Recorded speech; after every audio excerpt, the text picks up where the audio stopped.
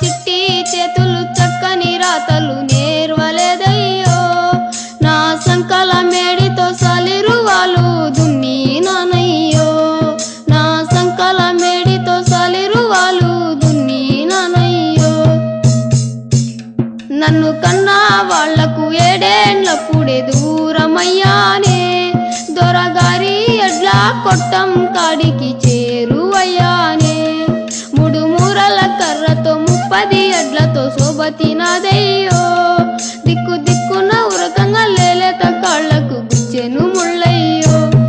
నా చిట్టి చేతులు చక్కని రాతలు నేర్వలేదయ్యో, నా సంకల మేడితో సలిరువాలు దున్నినానయ్యో. వెలుగుబోయి చీకటి కమ్మినప్పుడు ఇంటికి పోతానే, నా అమ్మ అయ్య రాకముందే నిదురబోతానే. చుక్క గూకిన జాముకు ఎడ్ల గొట్టం సూరు కాడుంటా, తెల్ల వెలుగు వచ్చేటప్పుడు నీళ్ళ బావి కాడుంటా.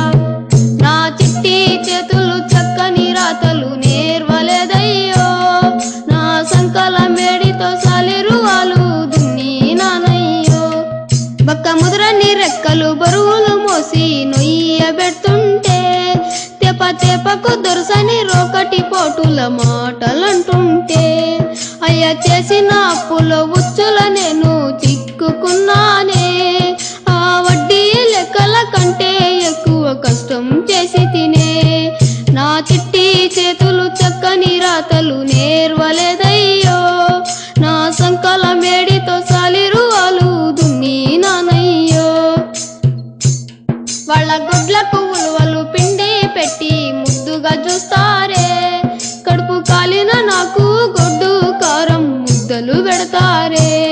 చిన్న ఒళ్ళుకు చిల్లులు పడ్డా చొక్కా ఒక్కటున్నాదే, వాళ్ళ బిడ్డల ఒంటికి రంగుల బట్టలు రోజు మారేనే.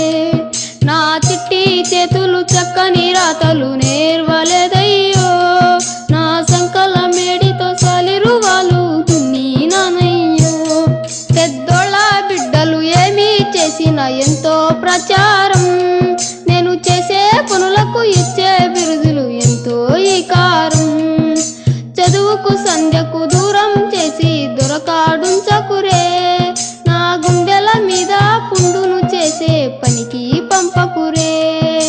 అమ్మా నాన్న అందరికీ నే దండం పెడుతున్నా, నా బాధను గాథను ఆలోచించని కాళ్ళు మొక్కుతున్నా. అమ్మా నాన్న అందరికీ నే దండం పెడుతున్నా, నన్ను పనికి పంపక బడికే పంపని కాళ్ళు